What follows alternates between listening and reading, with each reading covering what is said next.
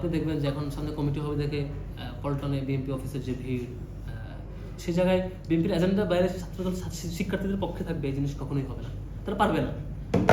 বিএনপির এই যে দলদাস চিন্তার যে মানে রাষ্ট্রকে ফ্যাসিবাদী কাঠামোর মধ্যে আবার নিয়ে আসার যে চিন্তার বাইরে এসে ছাত্রদল শিক্ষার্থীদের পক্ষে হয়ে কাজ করবে, ঈশ্বর সাহস ছাত্রদলের নেই। কারণ ওই যে তাকে ওই দলের প্রধানের কিংবা নিচের কোনো কারো কোনো যুগ্ম আহ্বায়ক অথবা কোনো সেক্রেটারি কোনো সম্পাদকের সিগনেচার তাদেরকে বহিষ্কার করতে হয়, একই সময় একজনের সিগনেচারে একজনকে বহিষ্কার করে।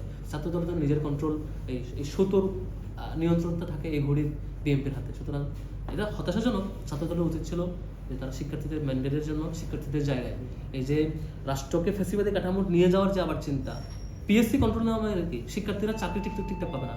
ছাত্রদলকে এসে বলা দরকার ছিল যে বিএনপি যে পিএসসি কন্ট্রোল নেওয়ার জন্য এই গণভোটের তাকে ভায়োলেট করার চেষ্টা করছে, অর্থাৎ মানে বিএনপি হয়তো নোট অফ ডিসেন্ট তো বলতে পারতো যে আমার পার্টি হয়তো নোট অফ ডিসেন্ট দিয়েছে পিএসসির ব্যাপারে, কিন্তু 70% মানুষ তো ভোট দিয়ে পিএসসি নিয়োগ প্রক্রিয়া কি হবে এটা গণভোটে রায় দিয়ে দিচ্ছেন। এরপর যখন অন্য পথে যায় ছাত্রদল শিক্ষার্থীদের পথ বেছে নিতে পারে। ছাত্রদল বলতে পারে না যে শিক্ষার্থীদের যে স্বপ্নের জায়গা পিএসসি, এই নিয়োগ প্রক্রিয়ায় তারা একটা ভয় সৃষ্টি করবে। তারা বরং বলে যে তাদের দলের সেবা করবে এবং সিরিয়াস মাত্র লেজুরিস্টি করবে। এটাও বলে